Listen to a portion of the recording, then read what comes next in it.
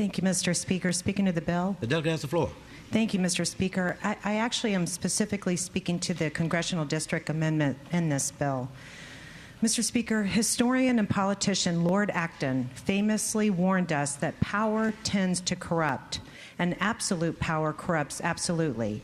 It's a stark reminder that unchecked authority inevitably leads to moral and political decay. History proves that as power increases, the temptation to act in self-interest grows until the abuse of that power becomes almost certain. Mr. Speaker, I fear our beloved Commonwealth is being steered toward a future where one party rules with absolute, unchallenged power. The push to amend Virginia's Constitution to allow mid-decade redistricting is driven by a single motivation: to cement partisan control of Virginia for a generation, if not forever. The objective here isn't fairness. It's a calculated effort to consolidate power.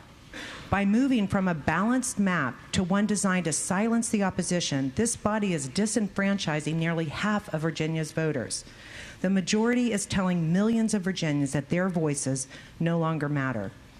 Mr. Speaker, I've been in this body for a while, and I don't often talk about my family's roots, but they run deep into the heart of Virginia, spanning several generations, going all the way back to the very first families in Virginia, from the mountains of Patrick County to the valleys of Russell and the shores of Virginia Beach.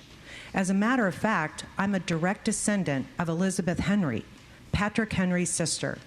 This history reminds me that concern about the government silencing its citizens is not new. Speaking of Patrick Henry, in 1788, in this very city, while serving as the first governor of Virginia, he addressed the Richmond Convention. He warned against a government that grows too strong and too indifferent to the natural rights of its citizens, rights bestowed by God. Today, 238 years later, Patrick Henry's warnings remains as poignant as ever. Every voter deserves an equal voice in this government, regardless of zip code. Mr. Speaker, we've heard the justifications. We've heard about political maneuvers in other states, but Patrick Henry had an answer for that logic too. The eternal difference between right and wrong does not fluctuate. It is immutable. Right and wrong do not change based on which party holds the gavel. Less than 5 years ago, the people of Virginia spoke. They overwhelmingly approved a constitutional amendment to put redistricting into the hands of a bipartisan commission. At the time, it was supported by both sides of the aisle in the General Assembly. Even our governor, who was a vocal opponent of gerrymandering then, threw her support behind that amendment. So, Mr. Speaker, I ask, what has changed to warrant such an abandonment of fairness? The answer is simple. The only thing that has changed is the party that holds the power. Thank you.